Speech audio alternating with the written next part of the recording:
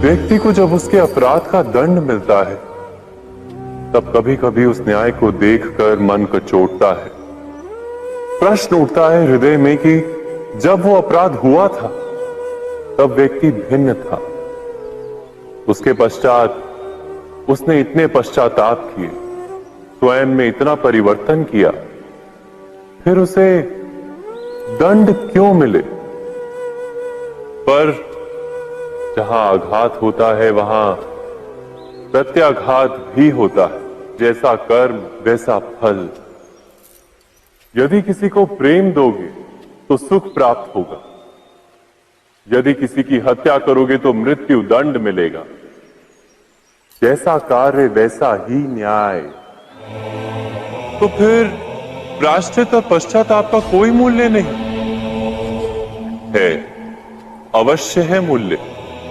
प्रायश्चित और पश्चाताप मनुष्य की आत्मा को बलवान करता है। आने वाले दंड को स्वीकार करने के लिए मनुष्य को तैयार करता है। अर्थात बिना प्रायश्चित के दंड स्वीकार करने का कोई मूल्य है? स्वयं विचार कीजिए।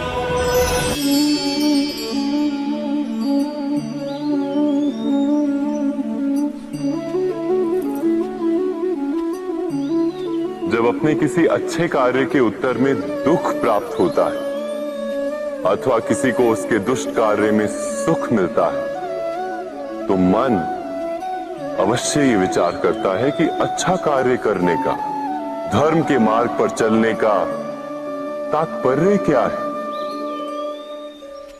पर दुष्ट आत्मा को क्या प्राप्त होता है ये भी देखिए। दुष्टता करने वाला हृदय सदा चंचल रहता है, अकुलाता रहता है।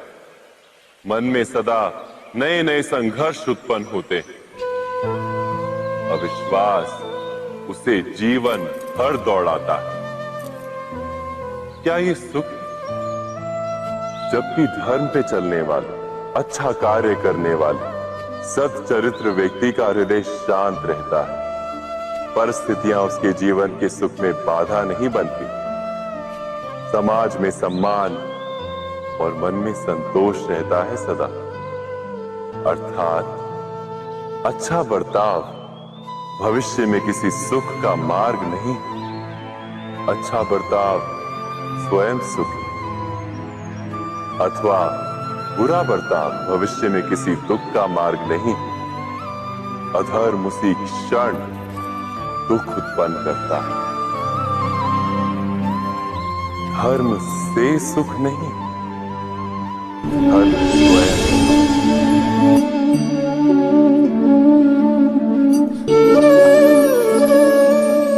सत्ता की लालसा सबके हृदय को घेरे रहती है। प्रत्येक व्यक्ति अपना एक राष्ट्र निर्मित करने का प्रयत्न अवश्य करता है। फिर वो राष्ट्र गुरु राष्ट्र की भांति बहुत बड़ा हो या फिर अपने परिवार तक सीमित हो, वो सत्ता प्राप्त करने का प्रयास अवश्य करता है। किंतु सत्ता का वास्तविक रूप क्या है? क्या हमने कभी विचार किया है? एक मनुष्य जितने अधिक लोगों के जीवन को प्रभावित कर सके, जितने अधिक लोगों के जीवन की स्वतंत्रता पर अंकुश रख सके, उतनी ही अधिक सत्ता का अनुभव करता है वो। सत्ता का वास्तविक रूप ही है अन्य के जीवन पर स्वयं का प्रभाव। किंतु क्या वास्तविक प्रभाव प्रेम, दया, करुणा और धर्म से निर्मित नहीं होता?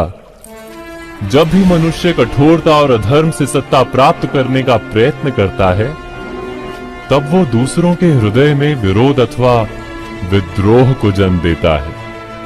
और परिणाम कुछ इस प्रकार। हां, कुछ समय के लिए वो स्वयं को प्रभावी और शक्तिशाली अवश्य पाता है, किंतु वो वास्तविक सत्ता नहीं। यही कारण है कि भृगु और वशिष्ठ जैसे ऋषियों की आज भी पूजा की जाती है, रावण और हिरण्यकश्यप की नहीं। इस पर तो आप विचार अवश्य करें। सत्य कहा ना।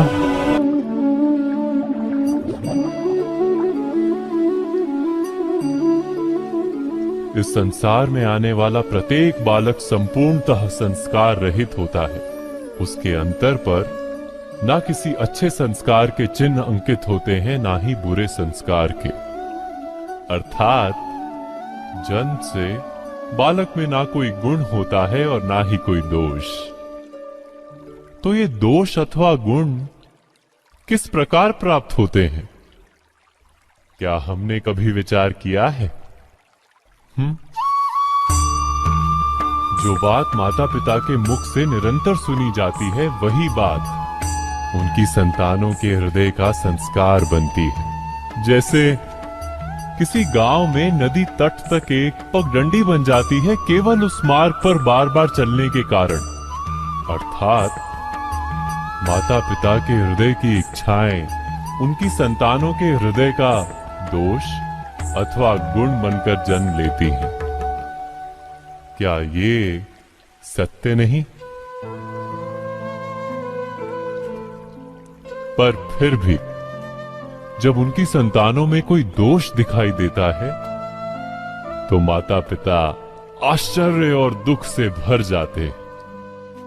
माता पिता का हृदय ये प्रश्न करता है कि उनकी संतानों में ये कुसंस्कार आए कहां से। सत्य तो यही है कि माता पिता अपनी संतानों को अनजाने में ही कुसंस्कार के बीज दे देते हैं, जो उनके संतानों की हृदय भूमि पर कुसंस्कार का वृक्ष बनकर उगता है। अर्थात अपनी संतानों को सुसंस्कारी और धर्ममय बनाने की आशा रखने वाले प्रत्येक माता पिता को प्रथम अपने हृदय की इच्छाओं पर अंकुश रखना क्या अनिवार्य नहीं?